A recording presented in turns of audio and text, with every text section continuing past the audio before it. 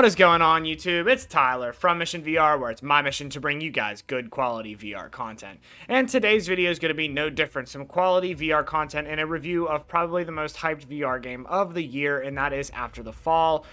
We are going to be talking about all the good and all the bad of this game, and this is actually kind of one that is a little bit more controversial than I originally thought, but probably not for the reasons that you might think. That being said, we're going to go ahead and hop right into this thing. Make sure you guys do drop a like on this video, subscribe to my channel, and let's go ahead and hop into our content section. Alright guys, so first up I like to start with content. What are you actually going to be getting if you purchase this game? Now this game is $39.99 for both Oculus Quest and PC VR and also PlayStation VR. So it's totally cross-play across all platforms, which is good because that means that there is a lot of players online, so you can play a co-op game and not have to play with AI, which is a good thing, of course. Now, when it comes to our actual content in this game, there are 5 levels. Yeah. 5 levels and a PvP game mode. Now, I'm going to go off on a little tangent here and express myself pretty vibrantly. There is absolutely no reason to have a PvP game mode in this game. I mean, completely none. And it's not a PvP game mode that would suit this type of game. It's not a Left 4 Dead style PvP where you get to actually play as the snow breed or the zombies, right? You don't get to play as the snow breed against other players. You are playing straight up team deathmatch and you don't have your loadout. You're basically picking up random guns throughout the map and you're playing your basic ass team deathmatch. Why? This is so dumb. This is literally the dumbest decision. They wasted development time on this. For a co-op zombie shooter, they wasted development time on making a PvP team deathmatch game mode. I just don't understand the logic here. This game is not meant for that. There are so many better PvP games, an unbelievable amount of better PvP shooters out there that I would go play if I was going to go play Team Deathmatch. Not After the Fall. This game shines in its survival, co-op zombie action. Not PvP. It's a complete waste of development. So really, I don't even count it as a game mode and nobody plays it because it's just, like I said, it's a waste. So they're planning on developing more of PvP, which I think is a huge mistake, and I hope that they heed my warning. And honestly, it just needs to be removed from the game, and they should have waited and put more actual content in. Now, when it comes to the content itself, there are 5 levels. That is it in this game, and really only 4, because the final level, the boss fight, is a level that nobody really runs, because it's not that it's hard, and that's why nobody runs it. It's hard because of the way the level's set up. It's hard to farm. It's hard to grind it. There's no safe room, so you can't stockpile resources, which isn't a huge deal on the first 2 difficulty levels, but as you get into Master and especially Nightmare, it becomes impossible without having a safe room to restock some of your supplies. So basically, there's only 4 levels that you can run, and even then, there's one level that is a little bit harder to run than the others, but it's still, I'll count it because it is a fun level. But that being said, only 5 levels in this game for how long it was in development. I have to say that's a little bit short. I'm not saying that they're not good levels because they absolutely are. The levels themselves, they do shine. They're long enough. I think they're the perfect amount of length to be a solid level. I don't feel like it was too short of a run, and I definitely don't feel like it was too long of a run. And as you get up in the difficulties, especially in the Nightmare and some of the maps beyond the first map, you can be in an hour and 20 minute run, trying to survive and trying to win that thing. And I did that. I was one of the first people in the world to beat Union Tower on Nightmare, and it absolutely was an hour and 10-minute run, and it was a grind, and it felt like I was on a raid. It was awesome. The content in that was freaking cool as hell. But there's only 4 levels you get to do this on, and I just don't understand why we didn't wait until there was more content here. And the levels, they're not procedurally generated. They're the same level each time, but the hordes are procedurally generated. So that is a good thing. You're going to get random hordes.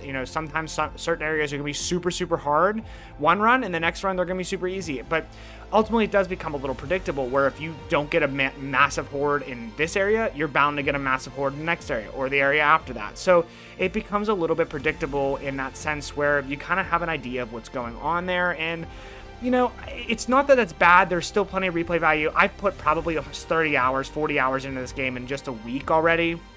I've wanted to keep playing it. It is fun for only basically 4 levels of content. I'm impressed with just how much I keep wanting to play it, because the foundation of this game is fantastic. It could be so, so, so good. Here's where my gripe is with the content. There's just not enough of it. And I think that this game, they would have been way better suited to wait and delay it again and put 3 or 4 or 5 more levels in the game and release it that way and just completely not waste any time on PvP at all.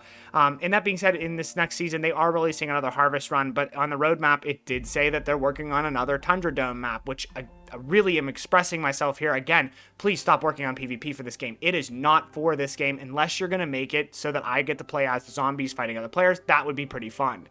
Now, as far as the other content side of things go, the guns, this is, I thought, handled pretty well. My only complaint is there's not enough weapons. The weapons, you really have to grind on a weapon to get some stuff. You get some really cool skins.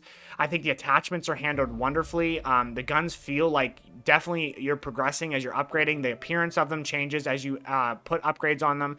Like I said, my only complaint here is there's only 2 pistols, a shotgun, 2 rifles, and an SMG. It's just not enough guns to give you that diverse feel that I think is necessary in a type of game like this. But I can look past that, and I will look past that if there were more levels in the game. But there's just not enough levels, and it does become a little bit frustrating as you need certain attachments for certain guns, and you finish a 30 to 40 minute run and you get the same duplicate attachments over and over. And I think that is just simply because there's not enough guns, so you don't feel like you're progressing enough because you get a lot of duplicates because there's just not enough attachments in the game.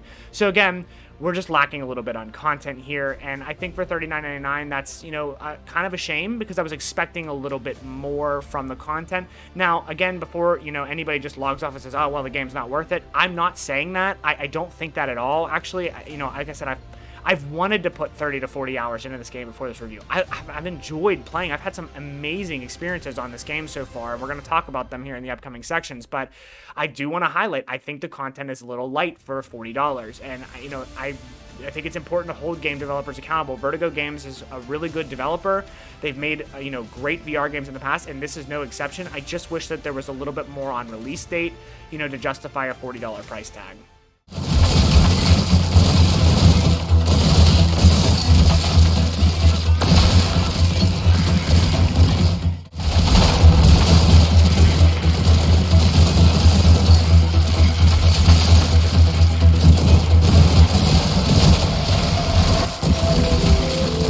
Juggernaut up.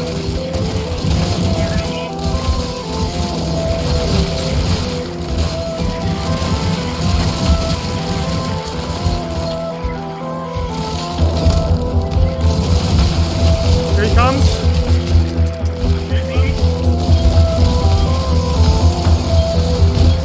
Staggered him.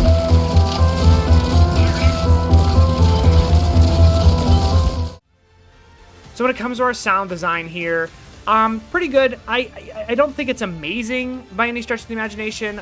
It's not forgettable either. I think that the soundtrack actually is really good. This is an area where it shines, especially the change of music and pace whenever you get into a fight is really awesome in this game. Definitely enjoyed that a lot, especially when some of the special zombies spawn, in particular the Juggernaut zombie. When he spawns in, the music changes, and it just gives you a sense of like, oh crap, like he's coming, like he's walking towards us in a horde, and he's big and he's frightening. However, I will say the Juggernaut zombie I think could use a little bit of a buff when it comes to speed. I think he's really slow, and depending on, because of the procedural horde generation, you run into a situation where sometimes he spawns in a way open, and you have plenty of time to take him out before the horde gets to you. So food for thought there, but Juggernaut music is awesome. Gun sounds, they're definitely not groundbreaking by any stretch of the imagination, but they certainly get the job done. That I had no complaints there. It didn't take me out of the immersion at all. The zombie splattering sounds as you're shooting them, all well done. I think the game's sound design is probably a 7 out of 10 here. It's not the most amazing thing I ever heard, but it is good and it gets the job done. And I did enjoy the soundtrack. I thought that was the strength of the sounds. So when it comes to the graphics of After the Fall here, this is an area that I think, maybe could be better. The graphics of the actual items in your hands, phenomenal, fantastic. The skins on your guns look great. The guns themselves look great. I think the little animations that your character's hand does as you're, pulling the slide back to check if you have a bullet in the chamber, little things like that. I also noticed, I counted your magazines actually show when there is a bullet, when you're full with bullets or when you're out of bullets, which I think is cool. And you can actually check the, the chamber of your weapon that way, which is, again, really well done. And just the little things like like that are important in a game like this, right? It makes me feel immersed. I thought the reloading in this game was freaking awesome. The animations that you get as you pull the slide back and you just check to see if you have a bullet in there. It's well done. It's good. I like that side of the graphics. The zombies are well detailed. I think that their ice breaks off. That's really cool. The zombies blow up into pieces. You can blow their limbs off, and then they start crawling. That's all well done excellently.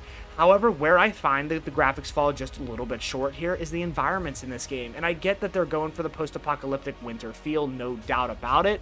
But even with that, that doesn't mean you could just put white and gray in a level and call it a day. And I think that there's just not a lot of color going on in this game. And even in some of the bigger maps and the bigger environments, I just didn't feel the presence of being in downtown Los Angeles. I kind of was just, in some winter world, right? And I think that that's an area that this game could have improved upon just a little bit, was the environments and the presence of being there and all that. The graphics of the hub area I think are pretty good. The way the signs light up the world, it definitely gives you that sense of feeling like you're underground, you're in a stronghold. I did like that. The graphics, I think, in this game, 7 out of 10. They're obviously much better on PC than they are in Quest. Quest are a little bit, obviously downgraded compared to PC, but I think for a Quest game, it's amazing this game runs at all on Oculus Quest, so pretty impressive with that at all. But graphics, again, 7 out of 10. I think that there's some really good, strong suits when it comes to the weapons, but when it comes to the environments, we're just falling just a little bit short. Alright, so when it comes to my verdict on After the Fall, this is an interesting game. I thought this was going to be kind of a top 10, have to buy, must buy, right out of the gate, right now game. Because they originally were talking about it being kind of an open world game, kind of a game where there's live events going on, where like there might be some, and for example, I'll use this as an example. In the hub, when you're in the hub, sometimes, the loudspeaker guy comes over and says, the Los Angeles Zoo is off limits due to massive snowbird activity. Like, I'm sitting there thinking like, oh, how do I get to the zoo? When I first loaded in, I was thinking, wow, that must be an event going on right now that the zoo's being overrun. Well, lo and behold, it's not an open world game at all, and it's just a game where you go into levels and you run harvest runs, which is, basically a level, right? And that being said, okay, well, that's fine, but there's just not enough of that. And even though that the game is still really good at what it does, it's a zombie shooter, and it's a good game. So can I tell you to buy it for $40? Yes, but here's the thing. You have to be a certain type of player. If you're somebody who just wants to check it out, and you get tired of... If you're not a looter shooter player, and let me stress that. If you're not a looter shooter player, if you don't like looter shooters where you got to grind a little bit to upgrade your stuff, this game is probably not going to suit you. And I say that because you're going to probably play through the 5 levels and be like, well, I've seen all the levels, and, maybe I'll play them once or twice more, and that's it. Well, okay, now I'm stale. I just spent $40 on a game I played, 6 hours in, right? I beat all 5 levels in the first night of playing, and it's not even like I played that long. I probably put 4 or 5 hours into the game, and I had beaten all the levels. So if you're somebody that doesn't like looter shooters, I would not buy this. And I have to tell you that honestly, as much as I want it, as much fun as I've had in this game, I gotta tell you that honestly. However, if you are somebody that likes looter shooters, I think there's enough content here to maybe justify a buy. At $40, and I say that because I know that they're actively developing this, and there's going to be more runs. They're going to add content. So you buy it now, you are going to eventually get enough content to justify the price tag. I'm not worried about that. I just wish that they would have added probably 3 more levels. If they would have added 3 more levels, I would have said this would have been a buy right away. But without the 3 more levels, the 5 levels, really 4 levels, do get... I don't want to say stale, but for lack of better terms, I'm going to say stale, because they are the same environments, but there's enough change that if you like to grind, you like to loot, you like to upgrade your stuff, then this game, I think you'll be able to get enough out of it that it'll be worth it. However, I will say this, the Nightmare mode is pretty cool. It's very challenging. You have to work together as a team to beat it. There's definitely some bugs right now in the game that need addressed, but the Nightmare mode is absolutely a fun time whenever you get a team organized and you get far enough up. I think that that's probably my most favorite times playing this game was the challenge that Nightmare mode presented, and it definitely changed a little bit of the outlook of this game for me, and it's something that I've really wanted to continue to grind because the Nightmare mode gives me enough challenges. Now, if you do decide to buy this game right now, I can't sugarcoat it. The game is incredibly buggy at the moment. There is no doubt about it. I'm not talking about like just crashes and stuff, because that would be super annoying and almost unplayable. The hub world and the actual social, the social screens in this game, terrible. I mean, you can't message anybody. If you join somebody's party, it doesn't automatically put you in the same lobby, so there's no voice chat until you actually go into the game. There's no way to communicate whether, hey, if I hop into this party that some guy just invited me to, is he inviting me to do a nightmare run, or is he inviting me because I look like I'm just a random player and he wants to do a survival run, right? I wish that was something that they added as some sort of chat feature, or at least if I join a party, to at least put me in the same lobby so I can speak to them, over voice chat.